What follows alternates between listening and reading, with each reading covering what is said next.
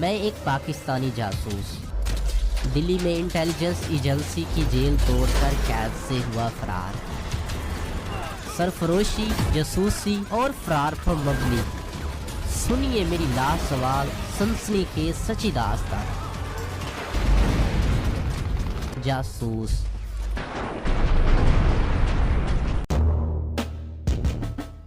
میں ایک پاکستانی جاسوس بھارت میں اپنے مشن کا ایک حصہ مکمل کر چکا ہوں۔ احمد نگر کی ٹینک ریجمنٹ سے 2 اہم ترین فائلیں حاصل کر کے اپنے کانٹیکٹ کے ذریعے لاہور میں موجود اپنے سینئرز تک روانہ کر چکا ہوں۔ کہانی کی مزید تفصیلات جاننے کے لیے اس سلسلے کی پچھلی قسطوں کو ملاحظہ فرمائیے، جن کے لنکس ڈسکرپشن میں موجود ہیں، اور اس چینل کو سبسکرائب کرنا مت بھولیے۔ سبسکرائب کرنے کے لیے بیل آئیکن پر کلک کیجیے تاکہ آپ کو ہماری تمام ویڈیوز بلا تاخیر ملتی رہیں۔ تو آئیے کہانی کی طرف واپس چلتے ہیں۔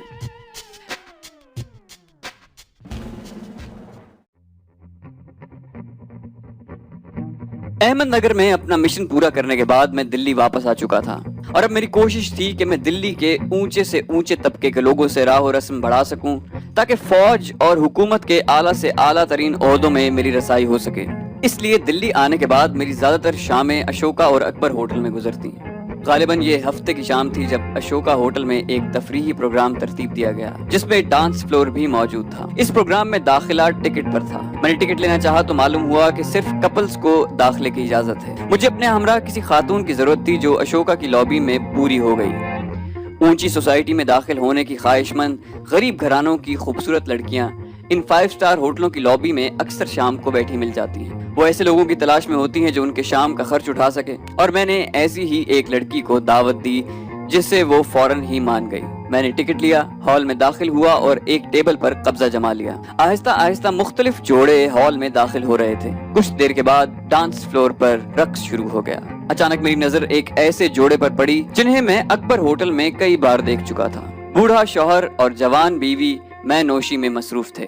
میں نے اپنی ساتھی لڑکی کو ڈانس کی دعوت دی۔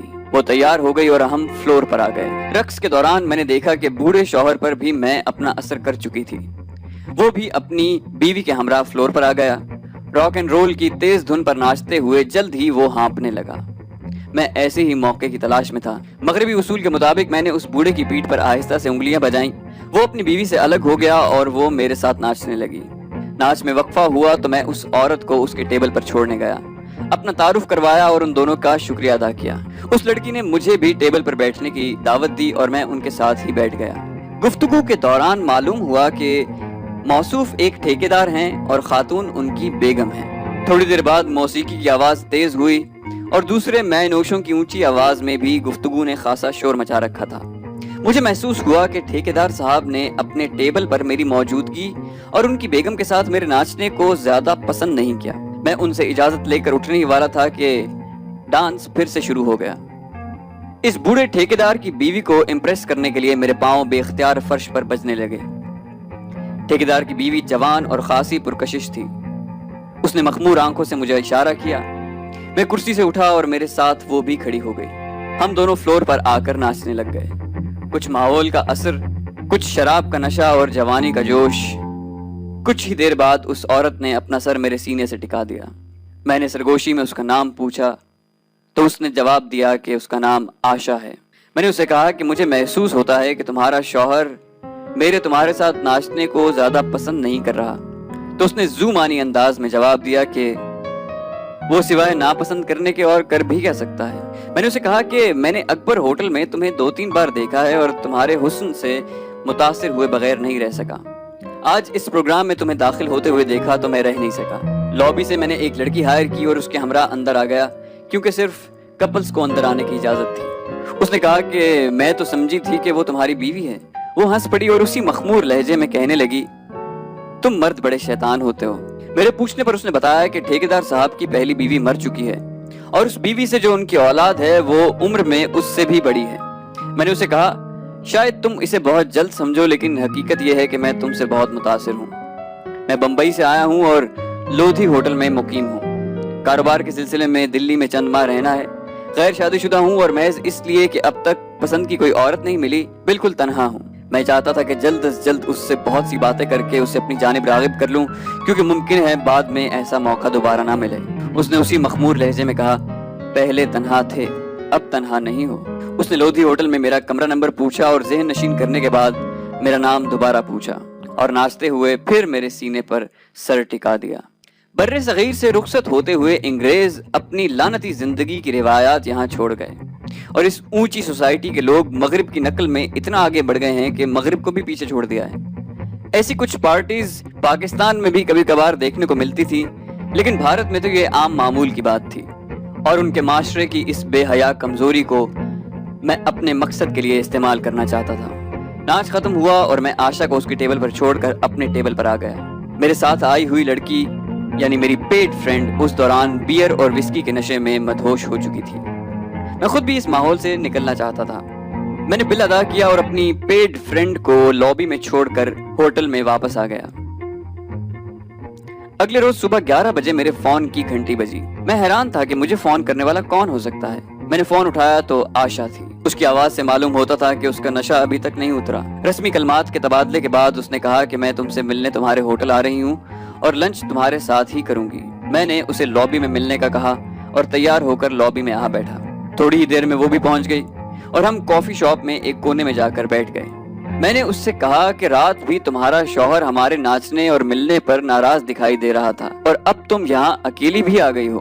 وہ ہنسنے لگی اور بولی، جے چند کی ناراضگی اور غصہ شراب کا نشہ اترتے ہی غائب ہو جاتا ہے۔ ہی از ناٹ اے ہی مین۔ اس کا شوہر جس کا نام جے چند تھا، اس کے بارے میں اس نے بتاتے ہوئے کہا کہ وہ اب اچھی طرح محسوس کرتا ہے کہ میرے ساتھ اس کا نباہ صرف اسی صورت میں ممکن ہے اگر وہ اپنی آنکھیں اور اپنے کان بند رکھے۔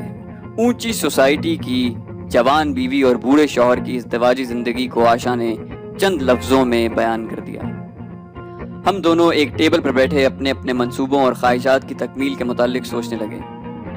بات آگے بڑھانے کے لیے میں نے اس سے پوچھا کہ مجھے نہیں لگتا کہ تمہارے شوہر کے علاوہ تمہاری زندگی میں داخل ہونے والا میں پہلا مرد ہوں۔ وہ پھر سے ہنسنے لگی اور بولی، اگر تمہیں ایسا لگتا ہے تو تم بہت بڑے بیوقوف ہو۔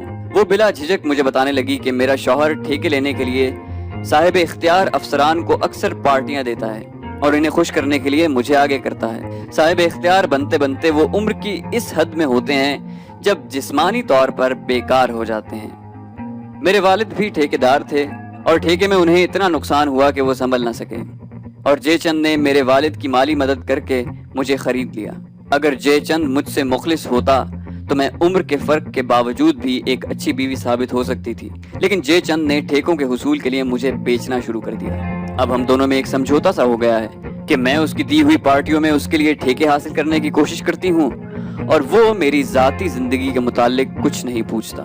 ہاں، شراب کے نشے میں اکثر اسے کبھی کبھار غصہ بھی آ جاتا ہے، اور جب اسے غصہ آتا ہے تو میں اس کی ساری کمزوریاں اس کے سامنے لے آتی ہوں اور وہ خاموش ہو جاتا ہے۔ کافی دیر باتیں کرنے کے بعد جب میں نے اسے لنچ کے لیے ڈائننگ ہال میں چلنے کو کہا تو اس نے کہا کہ کافی شاپ میں سنیک سے ہی اس کا پیٹ بھر چکا ہے، اور وہ بار بار مجھے کہہ رہی تھی کہ اپنے کمرے میں چلو، اور میں ہر بار اس کا دھیان کسی اور طرف پلٹ رہا تھا۔ میں کوئی فرشتہ نہیں۔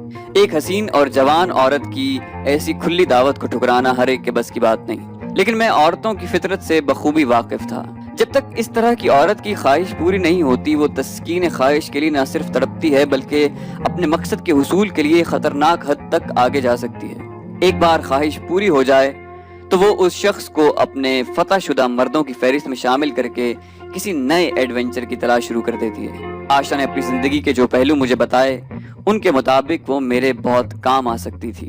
بالآخر اس کے سامنے ظاہراً ہتھیار ڈالتے ہوئے میں نے اس سے کہا کہ میں ریسیپشن پر جا کے بتا دوں کہ شام تک نہ تو کوئی ملنے والا مجھے ڈسٹرب کرے اور نہ ہی کوئی فون کال مجھے ٹرانسفر کی جائے۔ ریسیپشن پر جا کر میں نے ریسیپشنسٹ کی مٹھی میں کچھ پیسے رکھے اور کہا کہ ٹھیک 15 منٹ کے بعد وہ مجھے کمرے میں فون کرے اور میری آواز سنتے ہی فون بند کر دے۔ یہ انتظام کر کے میں آشا کے پاس آیا اور اسے لے کر اپنے کمرے میں آ گیا۔ کمرے میں داخل ہوتے ہی آشا بڑی بے تکلفی سے میرے بیڈ پر نیم دراز ہو گئی۔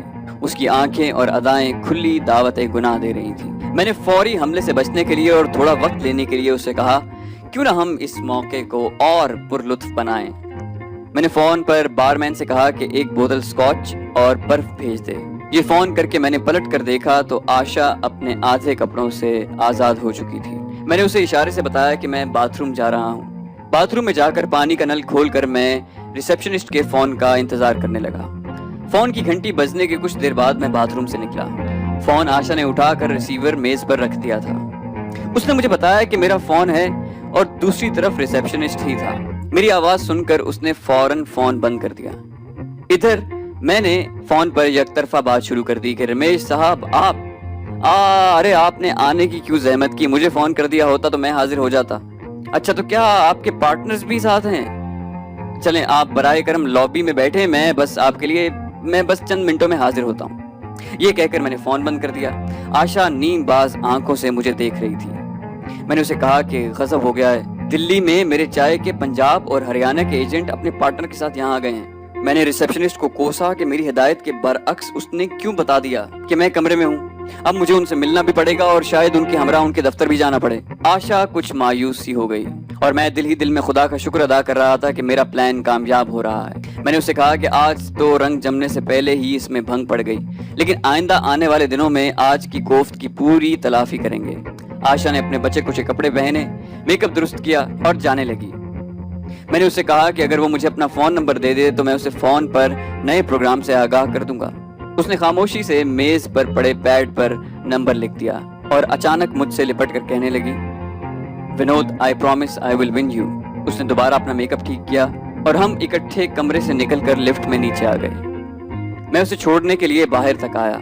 पार्किंग में वो एक गैर मुल्की कन्वर्टेबल गाड़ी में बैठी और तेज रफ्तारी से ड्राइव करके चली गई। अपने कमरे में वापस आते हुए मैंने रिसेप्शनिस्ट को शुक्रिया का इशारा किया और कमरे में पहुंचकर खुदा का शुक्र अदा किया कि उसने मुझे हर मामले में साबित कदम रहने की तौफीक दी। आशा से मैं अपने मेल जोल न सिर्फ बरकरार रखना चाहता था बल्कि बढ़ाना भी चाहता था।